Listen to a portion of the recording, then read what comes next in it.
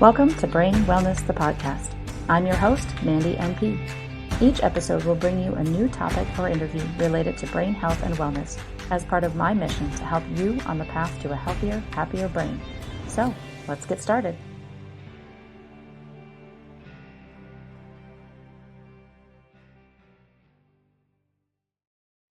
Hello, everyone, and welcome back to another episode of Brain Wellness, the podcast. My guest today is Nicole St. John. Nicole is an occupational therapist with a Master of Science in Occupational Therapy from the College of Scholastica. Sorry, words are hard today. And is a certified brain injury specialist. As part of Hennepin Healthcare's TBI program, she has treated a wide variety of diagnoses with a focus on neurological dysfunction and visual impairments related to brain injury. Nicole specializes in neuro-vision rehabilitation and is passionate about helping clients return to meaningful function through a holistic, multifaceted approach to recovery. Thank you so much for being here today, Nicole.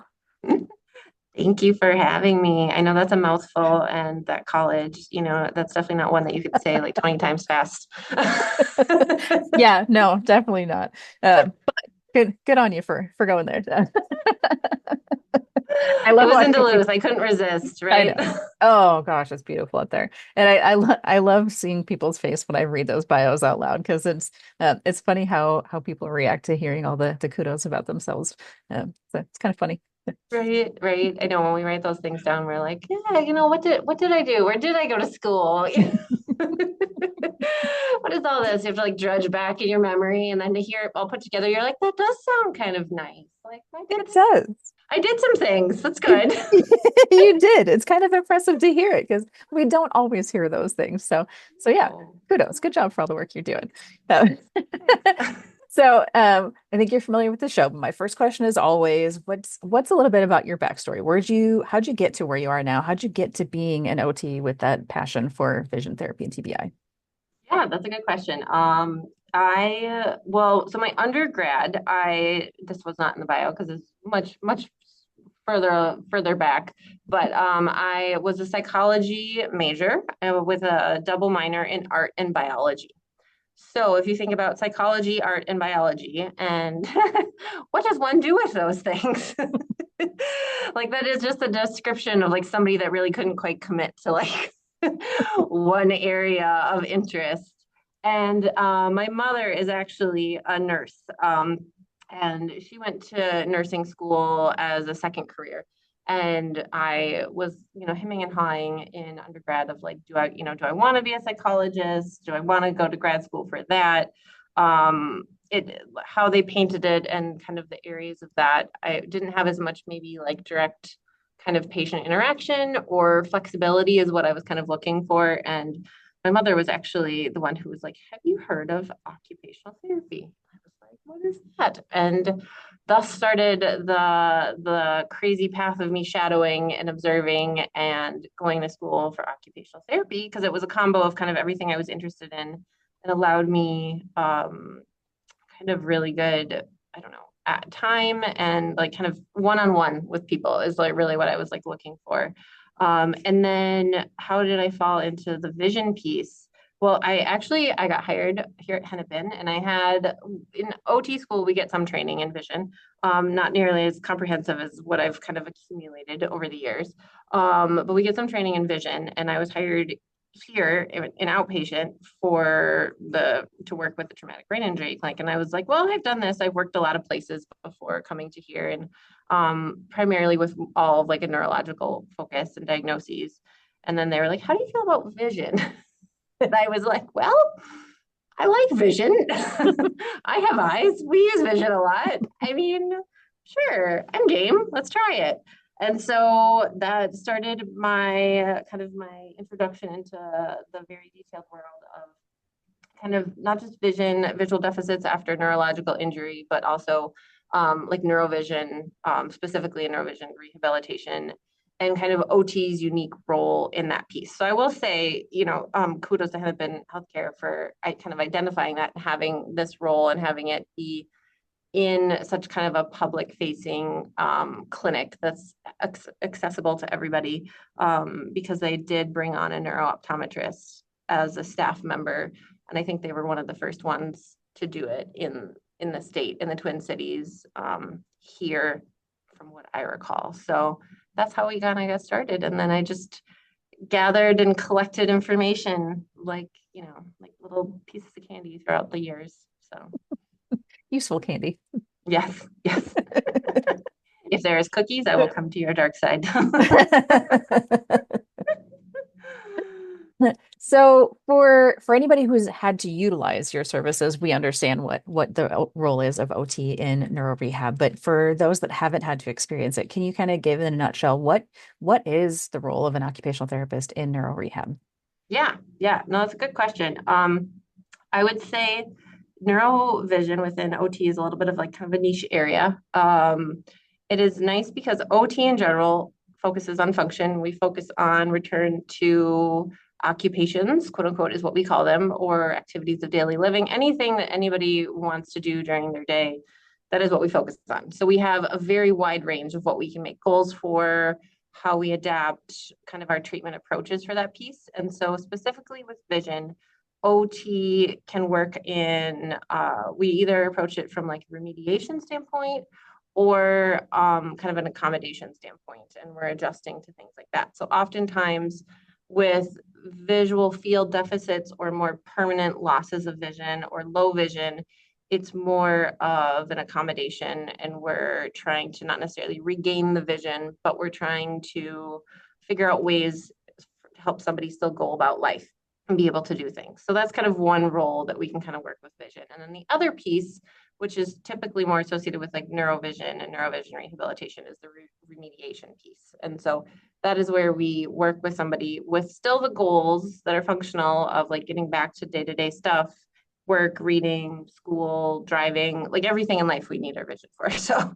the world is our oyster a little bit with goals for that piece.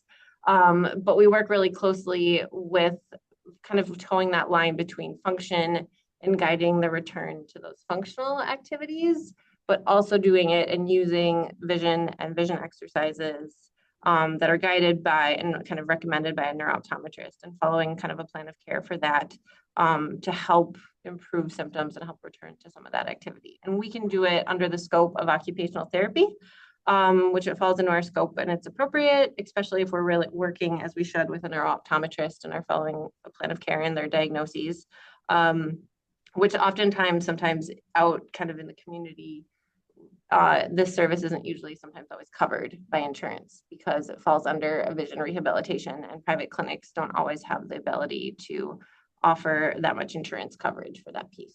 So Sure. long answer, but Is there a difference between a vision therapist and neurovision? yes. So a vision therapist, yes.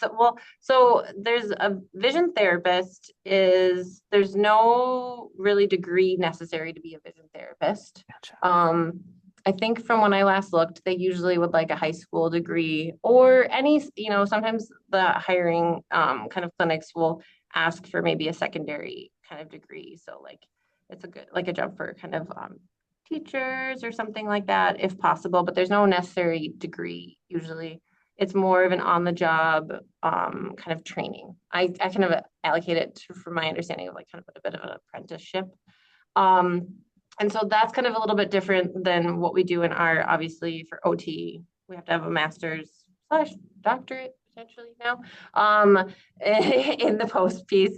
And then we kind of approach the individual a little bit more holistically, because the vision isn't just our main goal. It's kind of ultimately the return to kind of what's important to the patient and self-care. So we can use a few different tools and a few different things to guide that. I'm sure the vision therapists, they also want, they want people to succeed, but their vein tends to be really just straight kind of vision and following the plan of care, where we as OTs, we have kind of more of the kind of the gray area in the room to adjust kind of the plan and to do different things for that piece. So Interesting. different. I didn't know there were so many different tiers of care there. Yeah. All these So little like nuances. I know, I know. What are then some of those common things that people see either as vision issues or other struggles that you're dealing with after a brain injury? Yeah. So functionally, well, I'll describe that. So they'll often, if they see a neuro-optometrist, they will be diagnosed with a whole variety of diagnoses: binocular vision, instability, deficits, convergence insufficiency, divergence insufficiency, convergence excess, divergence excess, all different sorts of things, ocular motor deficits, kind of sensory processing and sensory functioning deficits. Long story short, they kind of present throughout the day, where we have kind of a vision symptom survey that we go through, but oftentimes things may not seem quite right. And usually, if somebody has had trauma, car accidents, anything like that, for when they have their brain injury, the vision stuff usually comes out of the woodwork later. It's kind of like when you renovate a house and you like pry off, you're like, okay, we're just going to repaint this one wall. And then you do this, and then, oh, maybe we should patch this. And then we take off this floorboard, and then there's this whole other thing. And that's usually, so vision's like kind of the plumbing that you didn't really realize that you needed to fix. Like, $50,000 later or something. I have no idea what the running cost for plumbing is, but I know it's expensive. So that usually comes out of the woodwork later. And so oftentimes people will not really realize that they have a vision issue until myself, other providers, other professionals are asking kind of prompting questions of like, if you ask anybody, how is your vision? Do you have vision issues? For the most part, people are just like, I can see clearly, it's fine, right? That's not the only component of our vision, as I'm sure you can attest to. But what it is so I will ask about reading, I'll ask about driving, I'll ask about navigating in space. Do people bump into things? When they reach for things, do they kind of seem off a little bit? And so all of those things that add up, and it can be what people kind of notice. Sometimes they'll say like, the words move a little bit on the page, or I always, it's crazy the amount of people they're like, I read with one of my eyes closed. I'm like, that's not usually very common. So it's funny how our system usually will adapt. And so sometimes it takes a little bit of time to like pick things apart. So it's a lot of the little stuff that people usually notice. Obviously, if it's more severe or like a functional visual like field loss, there will be much larger signs that something is not right. But in terms of like kind of more of just the visual deficits in general, it'll be a lot of the little stuff. So the driving isn't feeling right, dizzy, nauseousness. I have a headache all the time. Lights are sensitive. My eyes feel like they don't keep up with tracking. Or I've had some people recently, somebody say like, I was playing a sport and I like could literally feel like a delay, like my eyes couldn't quite catch up to what I was trying to look at. So those are some common sort of like things that people notice that we kind of like tease out functionally a little bit. Mm-hmm. And I think, well, I know, having been in the office with you, that I think your psychology degree kind of comes into play a lot as well. It's not just that vision piece; it's also kind of working with people to learn how to adapt, because it's having been on that patient side, it's not an easy thing to start to deal with some of these things and be on the topic of trying to learn to adapt to it rather than trying to get rid of the problem. Correct. That's a big piece of that. It's like you have to like, somebody has to be in that mindset in order to like change. If somebody comes in and they're really still like really focused on, I was like this before, and this is how I was, and this is what I want to return to. They're living kind of in the past, right? And they're not looking forward. And I'm asking them when they come in to see me to do some really crazy, high level, complex things. And so it does take, it's not just like, yeah, can you sit here and mindlessly do bicep curls in my office, right? Like it's much more complicated than that. So I do need at some level, and I have found it to be the most successful, that people have not only like buy-in and understanding what we're working on, but understanding and, like you said, the acceptance that maybe things will not be how they were, or they just need to be in the right headspace for that and for that change to happen. And sometimes part of my job is getting them there, and sometimes part of my job is identifying that they're not quite ready to maybe work on some of the things we're working on, and that they need to kind of address that with other areas. And we have a team here. And, there's a lot of important professionals that play a huge role in the recovery in the TBI process. And so sometimes I say, we need to go to them first or anything like that. But yeah, it's a big piece. It's like, I call it like reading the room. You have to read the room. You can't just like barge in. I can't just jump in with my own agenda and say, we're doing this today. It doesn't usually go very well. So Yeah, yeah. How often are you thankful that you had that psychology background? I mean, pretty thankful, pretty thankful. I've always found people interesting and fascinating, and which is kind of funny that I'm here on the podcast because I've always much preferred listening to talking. And so it has my preferences and tendencies and interests have served me well for that piece, I would say. Yeah, yeah. Do you have any favorite things that you work on with patients when they come in? Ooh, well, that's a good question. I'm like looking around my room to like gain inspiration from like what's taped on my walls in my crazy office. Um, Good question. I mean, I think a big, like, okay, so I love all the vision exercises and all the things we do in the office. Like, they're all good. Everybody knows, maybe not everybody knows, but a lot of people know what the Brock string is and some of those, like, tried and true neuro-vision exercises and stuff like that. But one of my favorite things to do is to really pick apart, and this is probably the OT piece in me, is if somebody has a challenge with something, say, I noticed this problem doing this thing, right? I noticed this issue happening when I'm reading or when I'm driving.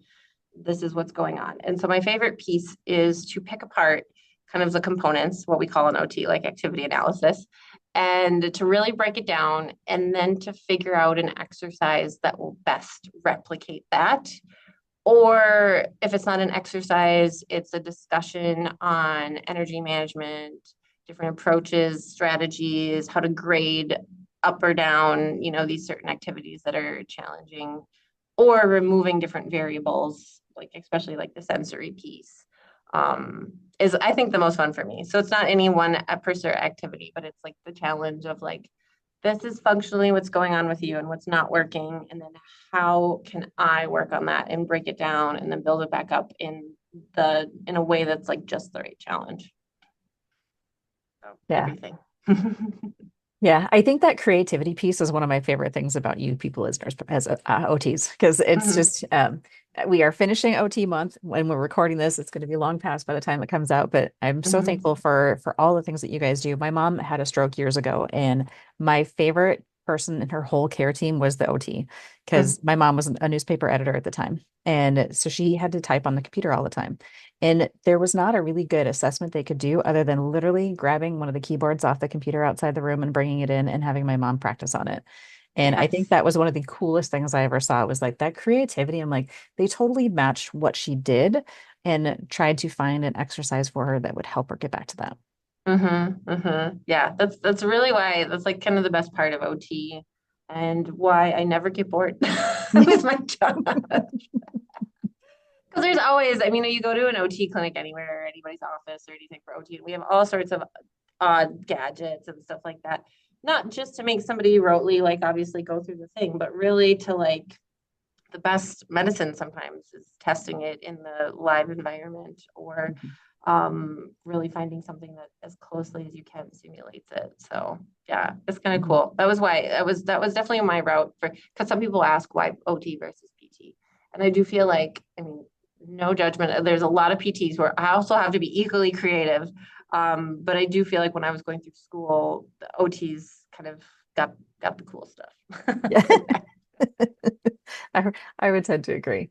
And Yeah. we were both at the Minnesota Brain Injury Alliance conference recently, and it was said there, and I've used this term frequently now too. And once you've seen one concussion, you've seen one concussion because they're all so very different. So dealing with all the different patients that come in through your door with brain injury, whether it's acquired from stroke or TBI, they're all going to have different needs. There might be some Hmm. kind of common threads, but they're all going to have different needs. So having that creativity to find that thing that's going to work for them.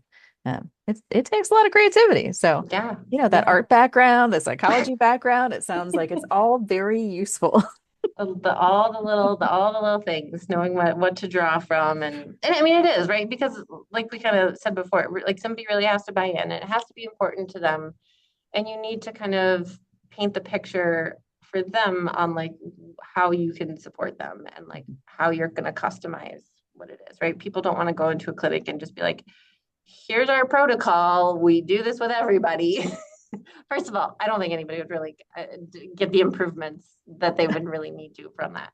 But also, you just want to know in healthcare that you're viewed as an individual and that somebody's looking at your whole picture and your whole scope of everything. So yeah, you're totally right. You see one person who's had a brain injury, you've only seen one. Mhm. There's no, I mean, I have a battery of exercises, but I adapt them so much for different people that it's like, we're all, as a team, we're all constantly recreating instructions and different things because everybody is a little different. Mhm. Mm-hmm. And you have a mix of all sorts of different things that you work on. So the Brock string is, yeah, has been there forever. Right. But you also have that little like a game console. Oh, yes. Yeah. Yeah. We have the game console. Yeah. The VTS4. Mm-hmm. Yep, that's a good one. Has an Xbox, I don't know, a controller, and I'm not very well versed in the gaming industry, but don't want to like date myself. But I'm like, well, they can all just be, on Nintendos. But You're younger than me. You don't get to. maybe I was never geared towards that. I can games. But yeah, we have a really cool like a VTS4. It's a cool kind of visual processing game where it can adapt depending on people's answers and grade activities up and down, similar like what you do with a Brock string. But I kind of like it because it also secretly makes people still look at screens, which ultimately is just also challenging half the time. Um, and then it gives some like nice data and outputs, which in a world of OT and therapy and brain injury, oftentimes it's hard to get those like objective measures and data because it's invisible, quote unquote. People are kind of going through so much that we really still can't quite measure or define. So it's nice when we have the gadgets and the tools here in the clinic that do provide some of that like output for people's kind of tracking their progress. And it's motivating too, right? We all like carrots dangled in front of us, like like One of what them am I literally had a carrot too, didn't it? Yes, I think it did. See if I can change the graphics on that and get some like cookies or something involved for, Ooh, there you go. There you the go. non-vegetarians. I love that in the world that we're in now that's getting so technologically based, you still are utilizing all those different tools. Yeah, you've got the paper tools, but you've got the techie tools to kind of keep up with the newer things, and it does give you data, and I love that part. I'm a scientific nerd. I love Mhm, data. Give me some mhm. good numbers, and I'm super happy. So Yes. when I can actually see visually what's going on, by the time this episode comes out, we'll have a couple other episodes on of new technologies that are coming out that it's really kind of cool to see how we can Mhm, actually objectively gauge somebody's improvement in the TBI world. Because I think a lot of colleagues that I have now are still kind of questioning is there objective data? So when you can mhm, get that and back it up, I think that just gives even more um, power behind what you do. I agree. Yeah, we had um, a kind of a tool here in the clinic for quite a while, and I think while we were working together, have been in between it, but we should be getting it soon. I think it's like a readalizer. And so it was a tool that can help track your eye movements and help to, it was to quantify the deficits of like of the saccades or like the smooth tracking. Um, but I remember when we were doing the tool with it, maybe a couple of years now, when we had it still in the clinic, the older version of it. It was great because it would actually record it and then it would play it back and people could see their eye movements and see how many regressions they had and how much they had to reread. And it like kind of simulated and like just showed where your eye moved across the page. And it was always so helpful. I mean, it was helpful for us as providers and therapists to see it, but also to like demonstrate to patients and stuff like that, like you said, to like really just show that progress or just show in live time what their systems are doing or not doing correctly. More of the case. Yeah. Yeah. as I'm getting back into practice, it's very interesting as I assess patients. And as you said, people will say, "Oh yeah, my vision's just fine." So I'll be asking the questions, "Are you having double vision? Are you having blurry vision?" And then I do my exams on them, and it's like your eyes aren't even like doing the same things, or they're bouncing here or undershooting on different exams. It's like how did you not realize it was vision? But then I remember back to my own experience. I'm like, oh, that's how you didn't realize because Yeah. people with the injury don't often realize what's going on. No, no, they're dealing with so much, and it's really hard to pinpoint, some of these things because oftentimes your eyes aren't working together as a team, and maybe you're not necessarily seeing double per se of what we would consider double, right? When we say double, we have certain ideas in our minds as like humans what double is. And I feel like it really needs to be like, I see two humans, which I have had some people do that, right? But I see like two people standing in front of me instead of one. And so oftentimes, half the time, all the visual deficits just present as fatigue. Yeah. They'll be really tired, they have headaches. And the whole time their eyes weren't working together. And they were probably, seeing some sort of double or just not like, lining their eyes together correctly or not moving efficiently. But yeah, they never identify it as that because it's just all lumped in. And then, like you said, then they just are dealing with a lot and they feel miserable in general. So they're not going to sit there and take their like small amount of brain power that they have left for the day in their bucket to pick it apart and to figure out, where it came from or even be able to really do that at a detailed level. So it's helpful, like I said, and like kind of like you're doing in practice as providers that we like really kind of delve a little bit deeper into it or just look at their eyes. Crazy, crazy concept, I know sometimes, but That's where telemedicine comes in handy, but there are times when you really need to be in front of a person so you can see what's going on. Because yeah, just literally laying eyes on somebody, sometimes you can catch some of those really obvious things, even though they're saying, yes. "Oh no, my eyes are just fine," when they totally are not.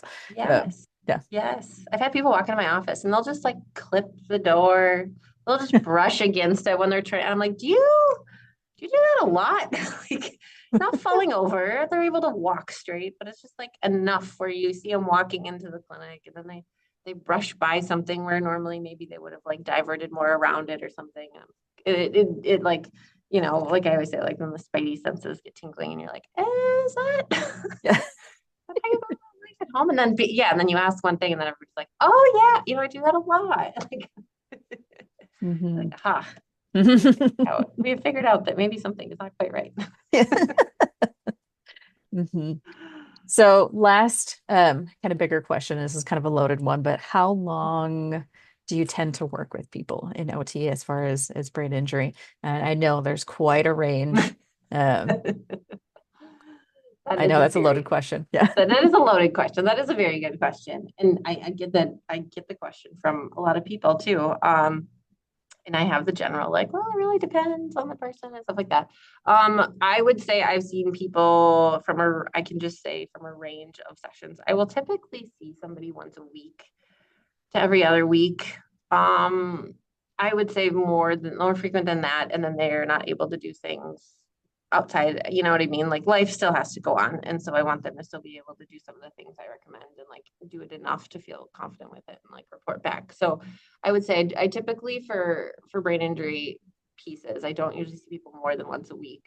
And then we'll spread it out. But I would say I've seen people as short as 8 sessions, and then I've seen people as long as 70 sessions. So do the math, but I've seen people for a couple years, and then I've seen some people for just a couple months. So it really just depends, and it really depends to obviously just all depends on the person, but also what they have going on in their life, right? Somebody who's trying to get back to work, maybe working in healthcare or some high level activities, may need some more, right? Or they may have more things going on in their life that they have some like, some really kind of loaded goals versus um, if somebody was retired and has all the time in the world in their situation to really kind of just dabble and they don't really need to get back to a really highly stressful or highly demanding job. It looks different. So yeah, everybody's a little bit different, I would say. So I would say, a few months to a couple of years. And also too, if people have like re-injuries or other things going on in there, like brain injury isn't just a thing into itself. Other people have other things they're dealing with medical wise that, so sometimes we'll take a break and then circle back around or something like that too. So there are like pauses in some of that piece. So it's variable. Yeah, Quite I know. variable. I know that's kind of a heavy question, but I know it's one that's on a lot of people's minds. So when first thing you think about with therapy is, well, how long am I going to be in it? And there's no real good way to tell. Maybe you No. caught some tells early on now, but you just don't tell the Yeah. patient. Yeah. We just keep those inside. And it's one of those things too. If I have somebody coming into my office and they're like, "How long is this? How am I long am I going to be here?"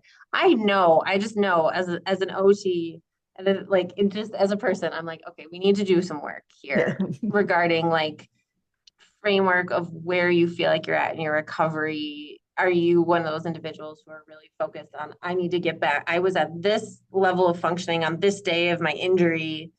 So to me, when people are coming in, I mean, I know people generally want the general range, but sometimes I have some people who are really hyper focused on like, I need a certain number of Yeah. how many visits do I have to see you for and do my time until I can get better. I was like, well, I'm not your probationary officer. Yes. So, but yeah, it is a thing. And I know, yeah, I know people want, but it really just depends. And it depends on the severity. I will say if people have like a vertical deviation in their vision, or if they have visual field deficits, or if they have multiple like diagnoses, vision wise, or like mental health wise, or some of that sort of, just like everything. If they have more things on their list to kind of tackle, it just slows progress down because we're just juggling more balls kind of simultaneously. So, but yeah, it's a pretty big range, I would say. Yeah. Yeah. When you have so many things going on, it's hard for your brain to figure out what to work on and what to heal first. So Exactly. it makes sense that it's Exactly. going to just going to take longer. Yeah. Yeah. And so some people, they dabble in it and they do all of the therapies, speech, OT, PT, kind of psychology, integrative health, everything. They do it all at once.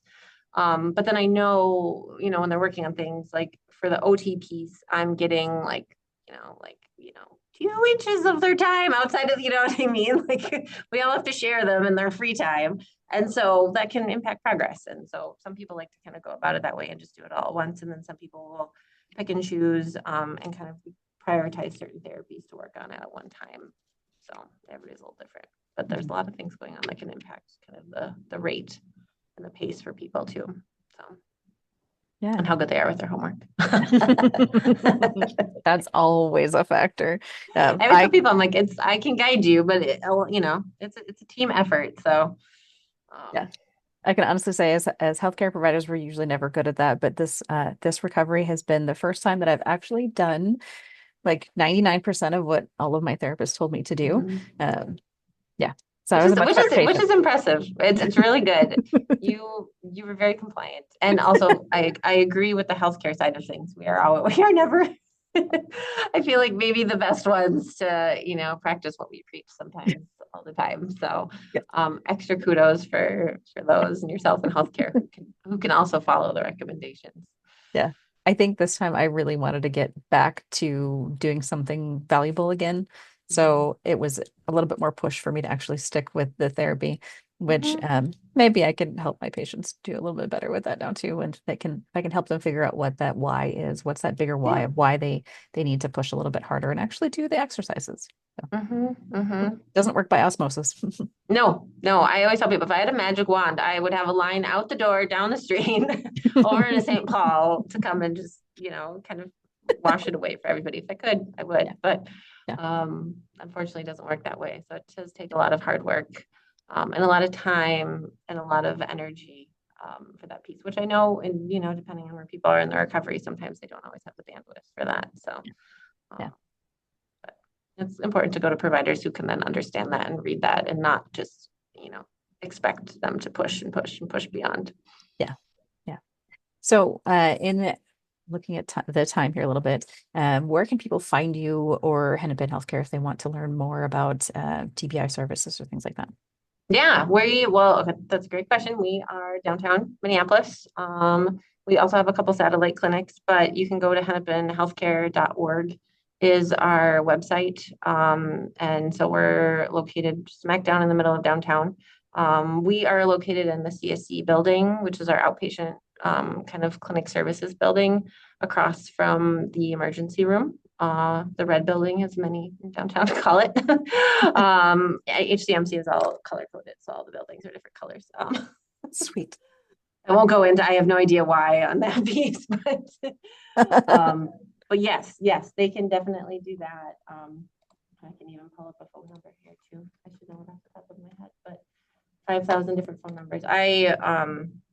You can reach out to me, LinkedIn or email for sure.